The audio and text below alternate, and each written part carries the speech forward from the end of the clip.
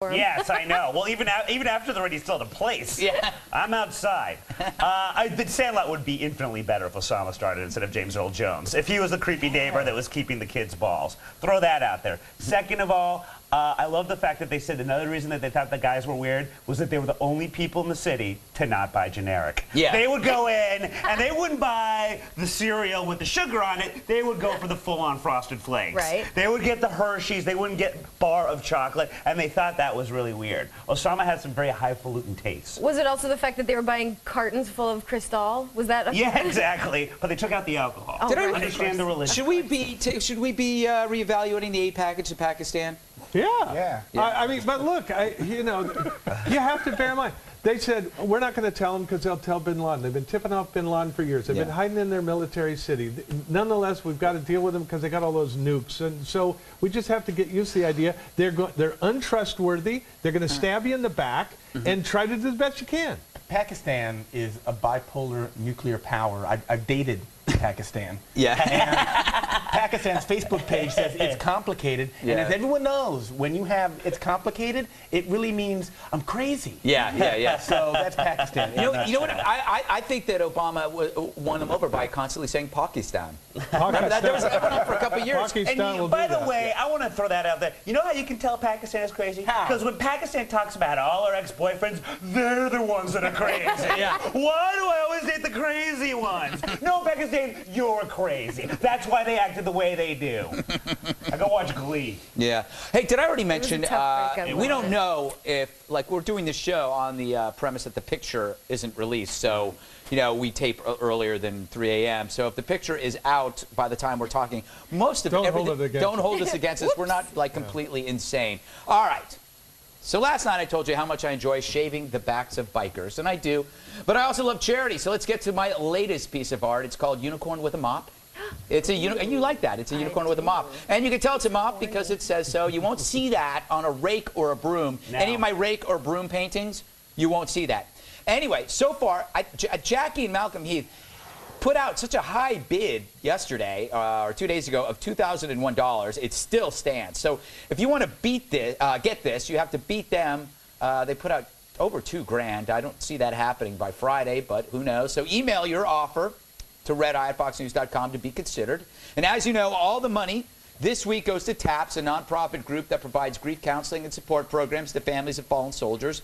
You can go to taps.org to learn more. And let's not forget the real message here. It's not about charity. It's about me getting a fast pass into Disneyland. Hey, aren't you the guy who does charity? Oh, yeah, that's me. Then write this way, sir. No need to wait in line. Thank you, good man. You know I get off in an hour. Sorry, don't date men dressed as dwarves anymore. Coming up, why are poor people so gross?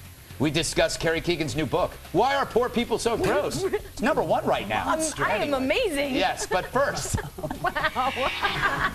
Did bin Laden leave a taped last will and testament? No. So we made one for him. Did bin Laden leave behind more than just a nasty rug stain? Bodily fluids notwithstanding, U.S. intelligence officials believe the al-Qaeda leader made one last video preceding his demise. And lucky for Red Eye, we happened to get our grubby little hands on it. And as it turns out, the offending audio is less propaganda and more a last will and testament. Take a gander, ganderers. If you are watching and hearing this video, then I must be dead.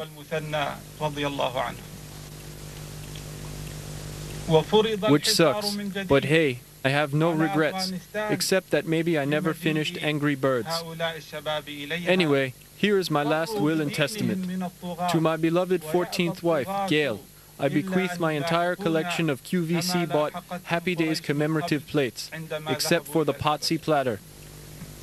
To my pet goat, Raise the Hoof, I leave you various bits of half-eaten Hot Pockets and ramen containers for you to consume with your beautiful goat mouth. I also grant you the opportunity to find another partner if you so desire. Let it be known, however, I will be watching you and crying. To my beloved 23rd wife, Muggsy, who is also a goat, I leave you the Nantucket duvet cover I bought at Pottery Barn. Treat it with love, and also with Clorox. It is soiled with many memories. And finally, to my courier, Raoul. Log on to my Explorer browser and immediately erase my internet history, especially madamswithmustaches.net, fatfanniesongrannies.org, ratemypoo.com, and catsthatlooklikehitler.com. Okay, goodbye. Going to find my virgins. Oh, well, we learned a lot there. Wow. What do you think is going to be on the tape? The tape that they're going to release? Well, first of all, I can't believe there's a last tape. I mean, it seems to be making tapes all the time. But it's the usual stuff about the West and the infidels and so forth. And we're going to kill you all. And rogue nukes? Rogue nukes, you think? Where did I don't you get think that they have from? any nukes. Well, I guess there's always been the speculation that they would always release a video saying if Osama dies, there's a rogue nuke in Europe that we were going to detonate. Something like gosh. that. I wish I didn't know that. Wait, you guys, did I just make this up? Yes, yes, you did. Now we're all scared. Thanks. I was sleeping well up until now. I slept great after he died. Like Tom Clancy. I don't know. Screw you, Greg. Wait, am I the only person that read this? I mean, these guys wouldn't return soccer balls. What makes you think they have nukes? No, but I mean, I'm just saying. I think this was what the rumor was. I don't know. I mean, sure, that was a dream and an ambition, and they'd love to have it. But there doesn't appear to be anybody crazy enough on the planet, including the Pakistanis, who would give bin Laden and his Al-Qaeda's nukes. Yeah, that's true. Kerry, what if he does a video to claim that he's really not dead? I think that's what he's going to do. What do you think? Okay, here's the bottom line. Bin Laden is basically the Tupac of terrorists, and this is not the last tape. They're just going to keep coming for years and years and years. Yeah, and forever there will be like the Middle East coast versus the Western coast, and it's going to be this big gangsta thing, and that's what's going to happen. That's most realistic. Dvorak? Look, I don't want any spoilers. I love the series finale. So I'm just going to hang out. I can't wait. Who knows what's going to happen? Bill, UBL didn't leave you anything. He didn't, and I'm a little unhappy that he's so ashamed of bigfanniesongrannies.org. The sooner we accept this as a normal fetish, the more that people can accept my subscription as well as his. Yeah, well, you're raising awareness. Thank you. That's the important thing. It's an interesting thing before we go away. A writer at Salon wrote a column.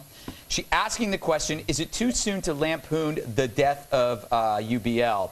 Her name's Mary Elizabeth Williams. She's saying, like, should you be making jokes about this guy's death? And she begins the article about talking about the Japanese earthquake and Gilbert Gottfried making jokes about that, comparing a real tragedy with the death of a terrorist.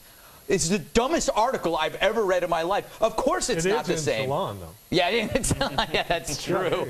That's true. There's a lot of competition. I got to tell you, yeah, there's a big difference. You can make fun of the death of a terrorist. You can't make fun of people dying in an earthquake. I hope I just saved Salon a lot of money. You cleared it up. Yeah, I think I did. All right. So do you have a comment on the show? Email us. It's redeye@foxnews.com. And to leave a voicemail, my direct line, call 212-462-5050. Still to come, the halftime report from TV's Andy Levy. You can get lost in his eyes. Tonight's halftime report is sponsored by Chihuahuas, the smallest breed of dog originating from Mexico, known for being graceful, alert, and highly intelligent. Thanks, Chihuahuas.